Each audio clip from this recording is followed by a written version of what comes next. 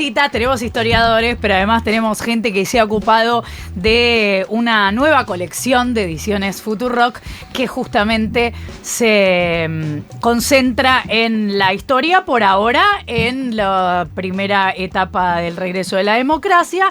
Estoy hablando, primero presento de Fede Vázquez, director de la radio, pero además curador de esta colección. Pon el título que quieras, todo me gusta. Vos como te Bárbaro, autopercibís. le cae bien. Y Juan Manuel Romero, profesor de Historia por la Facultad de Filosofía y Letras de la UBA, pero además autor de 1983, La primera derrota del peronismo, que es el primero de esta colección. Juan Manuel, ¿cómo estás? Hola, buen día, gracias por invitarme. Gracias a vos por venir. Después está el libro 90 días para cambiar la Argentina, la última reforma constitucional. Son además dos objetos muy lindos de tener. Libros chiquititos para llevar por la vida y leer en cualquier ratito. Y además lo escuchaba ayer a Tommy Aguerre, que decía que se leen además en un toque, que está bueno como se lee rápido, lo cual no quiere decir que se haya hecho rápido. Y los escuchaba ayer decir que primero había una prioridad, un interés especial, porque la historia la escriban los historiadores. Bueno, teníamos la idea de la colección surgió de hacer una serie de libros que tampoco sabemos cuántos van a ser, porque la idea es que es una colección que arranque y dure muchísimo tiempo. Mirá. ¿Cuántos hay en camino? En Si es que hay en camino camino un montón. ¿Un montón? Sí. Wow.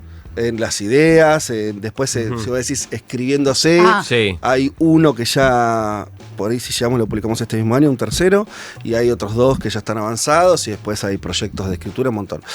Y además es algo que recién empieza, o sea, todo esto surgió, las primeras reuniones que tuvimos con un grupo de historiadores, de los cuales Juan Manuel fue uno de los que inició esas cenas, donde empezamos a charlar, a ver de por qué era importante empezar a hacer estos libros, fue hace un añito. Entonces en un año ya consolidamos eso, tenemos libros en la calle, y ustedes no sé si se acuerdan, ahí para mí siempre es como, me vuelve a la cabeza una colección de libros del CEAL de hace unos cuantos años, para los que tienen 40 para arriba se van a acordar, son libros negros, libritos negros muy característicos que se vendían incluso a veces en kioscos, tenían una circulación muy amplia de historia, de distintos temas, y que tuvieron 500 títulos distintos, o sea, como de muy larga data. Para mí es una forma interesante de producir una colección que es no pensarla de inicio a fin, no es correlativa.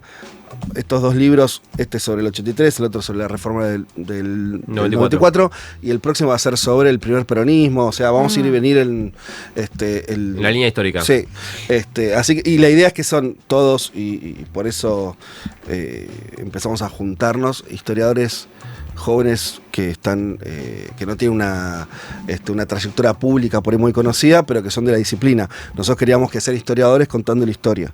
Basta pero de para periodistas un público haciendo todo. Sí. Ajá. No, Sí, porque basta de está bien. periodistas también puedes, la oración funciona igual. Entra. Pero me parece interesante esto de, además, algo específico de los distintos universos históricos, ¿no? Y algo no tan contado. ¿Con qué te encontraste y cómo pudiste ir a buscar, o a dónde fuiste a buscar, esta reconstrucción de la primera derrota del peronismo? Mira, primero doy fe de que Fede fue el curador y el director de la colección, y de que el origen de los libros es una conversación colectiva entre varios colegas y varios compañeros que empezamos a discutir la posibilidad de pensar en libros de historia accesibles, digamos, ¿no? Dirigidos a un público general interesado en temas de historia, de política argentina, y que escribimos razonablemente rápido, me parece a mí. Bien. Y algo del contexto en el que surgieron los libros, de esa conversación colectiva y del contexto político, del clima que vivíamos a fines del año pasado, me parece que están las preguntas que dieron origen, yo diría, por lo menos a estos dos libros, pero a varios otros de los de la colección. Entonces, para ir a tu pregunta, Flor, empecé con una pregunta que estaba muy anclada en el presente, y bueno, fui a buscar, como hacemos los historiadores muchas veces, digamos, con una inquietud del presente, a ver la perspectiva que tenían algunos personajes, algunos protagonistas de un acontecimiento muy puntual que a mi juicio fue muy importante, digamos, un momento decisivo de la historia argentina, que es el 83, y mi apuesta fue verlo desde una perspectiva nueva, digamos, tratar de mirarlo desde otro lugar. Claro, porque es cierto que está muy contado el regreso a la democracia. Por supuesto hay muchas cosas para decir, pero todo lo que pasaba con ese regreso a la democracia y mucha cuestión en torno a eso, pero hay una historia ahí poco contada respecto de qué pasó con el peronismo. Sí, la apuesta en concreto fue contar esa historia que, como vos decís, está muy contada, que es la historia del 83, de la transición democrática. Es una narrativa muy armada alrededor de los éxitos y los fracasos del gobierno de Alfonsín, claro, ¿no? Está muy, muy anclada en esa figura y en la idea de la transición. Sabemos hoy, digamos, que fue una transición hacia la democracia. En el momento primaba el principio de incertidumbre, no estaba claro, digamos, hacia dónde iba la Argentina. Y los derrotados de ese momento, que fue la dirigencia peronista que organizó las listas, que armó la campaña y que condujo a su fuerza a la elección, quedaron un poquito más en las sombras, ¿no? Un poquito más opacados por la propia derrota y por el propio movimiento que después hizo el peronismo para tratar de reinventarse, digamos. Juan, así. vos recién decías que hubo una pregunta que surgió cuando empezaron a hablar de esto, que fue a fin del año pasado, y que eso te hizo pensar en este libro. La pregunta es: ¿por qué perdió el peronismo? La pregunta del libro es ¿por qué perdió el peronismo? ¿Y por qué perdió el peronismo? ¿Por qué perdió el peronismo en el 83? Spoilealo. Se me dio vago para leer. Va a responder por el 83, Romero, no por el 23. No, ¿Por qué pierde el peronismo? ¿Por qué perdió el peronismo en 1983? Estoy preguntando a Juan. Mirá, me parece que los historiadores tenemos una especie de tic, que es decir, siempre es más complejo, ¿no? Digamos, a cualquier afirmación muy ahora puedo decir escribí un libro. Intentamos responder con matices, ¿no? Pero voy a tratar de dejar al costado ese vicio que tenemos y de ir a una respuesta más concreta. Mirá, creo que perdió por los aciertos de la dirigencia radical, que había conseguido renovar su propio liderazgo. El radicalismo tenía un líder claro, que era Alfonsín. Habían muerto poco antes las dos grandes figuras del radicalismo del siglo XX, Balbín e Ilia, y Alfonsín, que venía desde los 70 compitiendo y buscando un lugar como una figura renovadora, logra afirmarse como un líder indiscutido.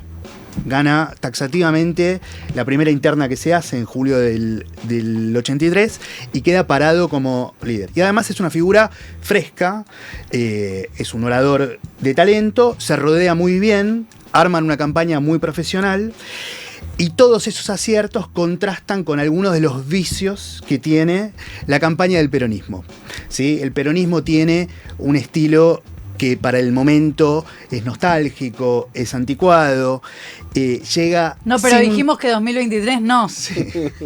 Llega, las rimas son inevitables, pero siempre hay que tener recaudos, claro, ¿no? Llega con un estilo anticuado, nostálgico, llega sin un liderazgo claro, es muy torpe, muy tumultuosa la campaña que organizan, pero esos vicios, digamos, esos defectos que tiene la campaña del peronismo, que tiene el camino del peronismo hacia la elección, tiene también una explicación, que es que el peronismo había sido especialmente golpeado por la dictadura. Claro. Muchos de sus dirigentes venían de estar en la cárcel, los dirigentes sindicales, que son los que están en primera línea, o en el exilio, efectivamente, o desaparecidos. Había sido absolutamente diezmado y golpeado por la dictadura.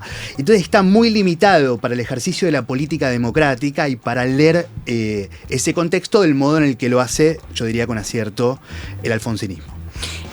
Muy al comienzo te metés con, lo decís con todas las letras, los mariscales de la derrota. ¿Querés nombrar algunos de ellos que hoy capaz que son nombres que ni siquiera circulan? Para los más jóvenes que están escuchando.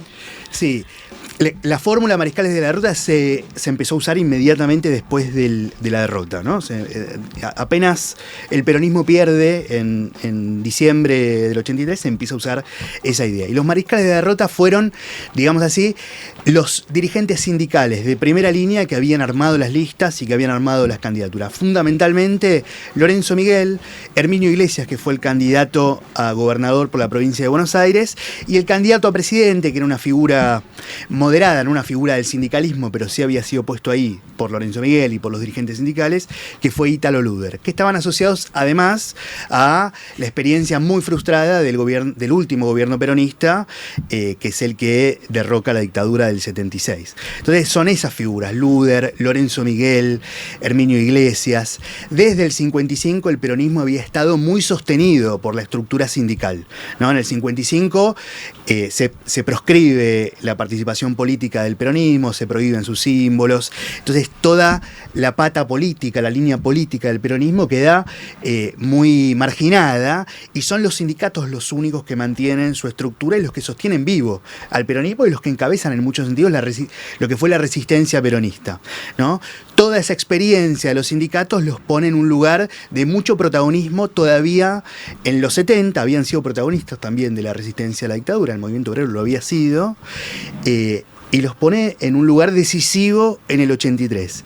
Me parece a mí que es la última experiencia en la que, yo diría, y el gobierno de Alfonsín y la figura de Ubaldini, que va a ser una figura protagónica después como opositor al gobierno de Alfonsín, es la última experiencia de gran protagonismo, digamos, de ser primera línea del peronismo, de el movimiento obrero, de los dirigentes sindicales. Déjame verte una cosa que para mí el libro está muy bien, que es, si bien está el eje es la política, estos personajes están contando, también hay una reconstrucción un poco del clima cultural, de lo que en ese 83 súper intenso, 82-83, Guerra de Malvinas, claro, el rock nacional, ¿no? Todo eso que emerge, la primavera democrática, todo medio junto, pero es tomarlo como una analogía, ¿no? Pero en un momento Juan Manuel cuenta de los festivales de rock que se vuelven a hacer al calor de todo esto, incluso todavía durante la dictadura, y donde tocan un montón de grupos, ¿no? De Spinetta, Charlie, todos los que eran los ídolos del momento, pero también en uno toca Iorio, que con B8, y cierra con "y los hippies que se mueran". Y además está... Una de las canciones es Brigadas Metálicas, donde dice: los que están podridos de aguantar, el llanto de los que quieren paz, los que están hartos de ver, las caras que marcan el ayer. Que también está esa analogía con lo sindical como una cosa medio metalera, al mismo tiempo medio vieja, pero también lo puedes leer eso como medio la interna, ¿no? Porque ese rock, ¿no? La parte más hipoide podían ser los jóvenes de los 70, al mismo tiempo está esa respuesta medio ortodoxa de Iorio, y eso el peronismo lo está expresando también en esa elección, ¿me entendés? Total. También esas divisiones creo que explican un poco ese fracaso, ¿no? Donde no se reconstruye después la dictadura rápidamente. Quiero robarle un concepto a Juan, que es el de las rimas. Vos, como curador de ese libro, ¿qué rimas encontraste entre esa historia, la del peronismo del 83, y la del año pasado? Para mí, la pregunta sobre la identidad del peronismo. Cuando hay una coyuntura que se modifica, que no sé qué, digo, que pasa algo grueso, como... Estamos hablando de la transición democrática, ¿no? El que somos. ¿Cómo? El que somos. El que somos, cuando perdés por la razón que sea, se activa, ¿no? Che, pará. Y además de por qué perdiste técnicamente. Sí. Que pusiste a tal candidato, no sé lo que pasó, lo que haya pasado, el caso que sí, ¿qué represento? Claro. Y está el 83 se vuelve a preguntar: ¿represento a los trabajadores organizados? La sociedad se fragmentó, cosa que parece muy de ahora, ya se viene discutiendo hace 40 años. La sociedad ya no es la homogénea del inicio del peronismo, ¿no? Disparan esas preguntas que, si las reformulamos más o menos bien, sin hacer linealidades, me parece que hay cosas que se discuten hoy del peronismo que son medio parecidas. Hay grandes diferencias. Él decía, bueno, es un peronismo sin grandes liderazgos, pues había muerto Perón hace poquito. No sé si hoy por hoy no dirías que no hay liderazgos, hay varios, hay Cristina muy potente y demás, no es igual. Pero la pregunta por la identidad, para mí es clave, y la encontrás acá y está hoy, ¿no? Se nos fue, pero antes de irnos quiero saber si en este momento en que hay tanto, o gana tanto el relato ante muchas cosas, por ahí incluso ante la reescritura de la historia, sí, o la intención de reescribirla, si no les pareció uno de los impulsos para escribir onda, bueno, a ver, si todos queremos contar la historia, nosotros vamos a contar nuestra versión. Sí, Yo creo que siempre hay ganas de contar la historia, de hacerse, o los historiadores por lo menos, Claro. siempre tenemos una pregunta por el presente y una pregunta por el pasado. Riman, como decíamos antes, digamos, no son, Lo que te iba no a son robar ese directas. concepto. Excelente. Hay que evitar la linealidad, pero hay alguna... Sí, resuenan, los problemas están ahí. Obvio. Sí, resuenan, ¿no? Hay que evitar un uso muy, muy directo. Como vos decís, hay narrativas en el aire, ¿no? Los políticos usan el pasado también, arman sus narrativas usando los símbolos del pasado. No, pero a la vez de no abusar también es interesante para pensar que no es que todos los problemas son nuevos de esta época y no sé qué. Algunos sí. Y otros, bueno, tienen que ver con cuestiones Y estructurales. no es tan fácil discernir cuál es cuál. Exacto. No es tan obvio. Exacto. No es tan obvio. Pero la historia creo que sirve para eso. El libro de Juan Manuel me parece que hace eso. Si lo queremos ver como che y ahora, y bueno, la discusión sobre el peronismo es clave. La discusión sobre la propia sociedad que emergió, digo, si querés, de vuelta, solamente en términos de analogías, pero la salida de la dictadura fue la salida de una noche, ¿no? Y ahora estamos pensando en la pospandemia. Claro. No sé la sociedad cuánto se transformó ahí. Digo, Quizá solamente con como... menos conciencia de lo que pasó, como Sí, pasó algo son- muy fuerte. Son cosas re distintas, pero Sí, sí, sí. la cuestión medio del post-trauma. Exacto. ¿Viste? Hay cosas que me parece son súper valiosas de pensar y que lo que se abre también va a ser nuevo, ¿viste? Y nada. Y después otra cosa que nos dijimos.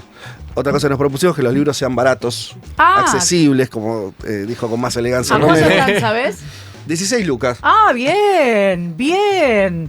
Che, Porque queremos está que se para compren comprarse todos los dos, libros. Claro. Y sí, claro. Vayan a comprarse los dos, 1983. Menos de 2 pizzas, diría Alfonso Pradgay. La primera derrota del peronismo, Juan Manuel Romero, y 90 días para cambiar la Argentina, la última reforma constitucional de Tommy Aguerre. Che, vayan a Ediciones Futurock, o sea, vénganse los porteños a descubrir la librería tan linda en Medrano 707 y vénganse a Ediciones Futurock en la web. Igual va a estar en todas las librerías del país, ya full. está llegando, pero... Che, pero en serio que además son muy lindos de llevar por ahí y después los vas leyendo en el camino. Gracias, Juan Manuel, gracias, Fede Vázquez. Muchas gracias.